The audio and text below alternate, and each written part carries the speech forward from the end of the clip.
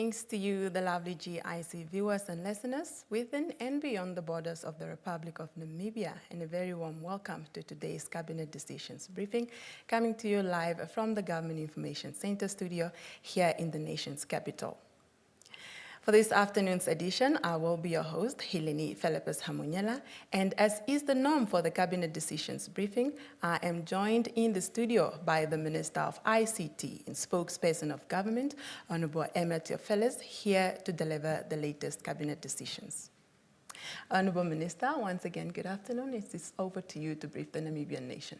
Thank you very much, Hileni. Good afternoon to you. And a very good afternoon to all our viewers and listeners.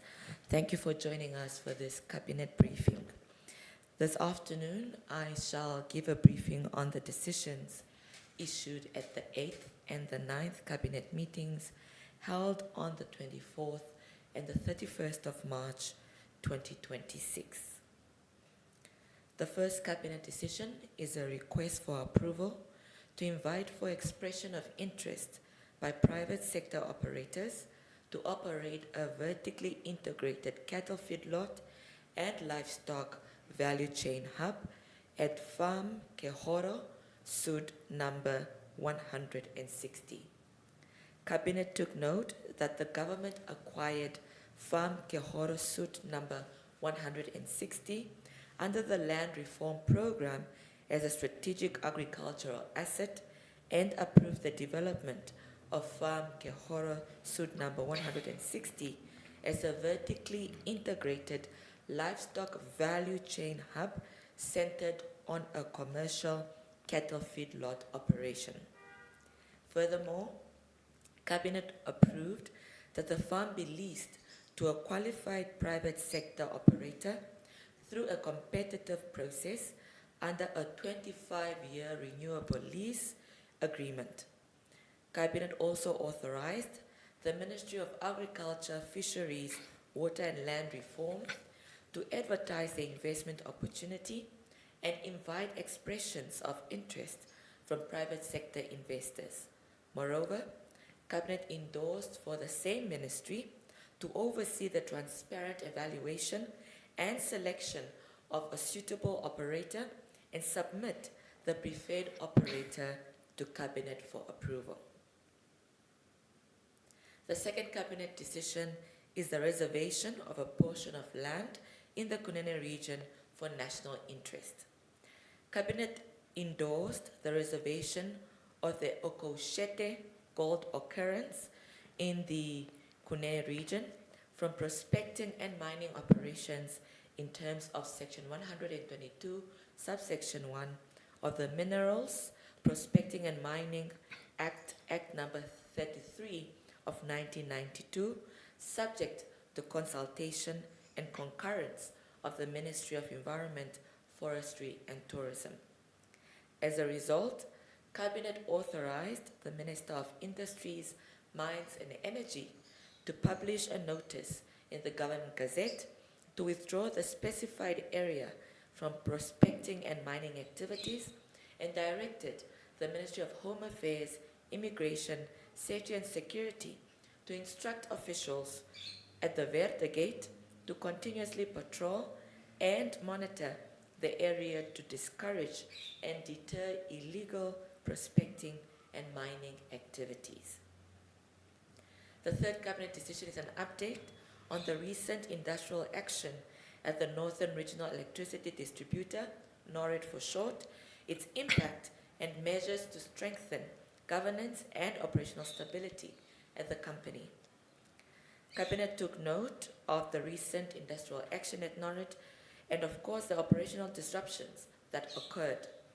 Cabinet approved that the Ministry of Industries, Mines and Energy, in collaboration with the Electricity Control Board and NORED, to undertake a comprehensive technical and financial assessment to determine the full investment required to stabilize, rehabilitate, and expand NORED's distribution, transmission, and substation infrastructure. Furthermore, Cabinet directed that the assessment should address the following aspects. 1, to quantify the cost of network stabilization and expansion, including substations and transmission constraints.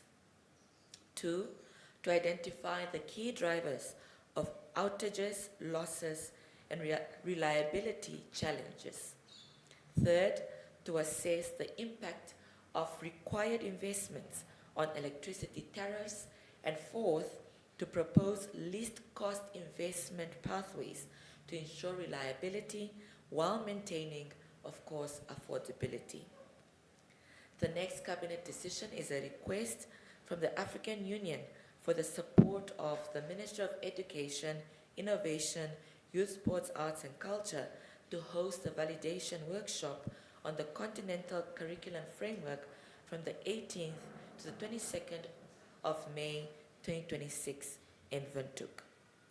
Cabinet therefore directed the Ministry of Education, Innovation, Youth, Sports, Arts and Culture to facilitate the establishment of the local preparatory committee and make the necessary budgetary provisions while engaging partners to contribute resources towards the hosting of this continental workshop.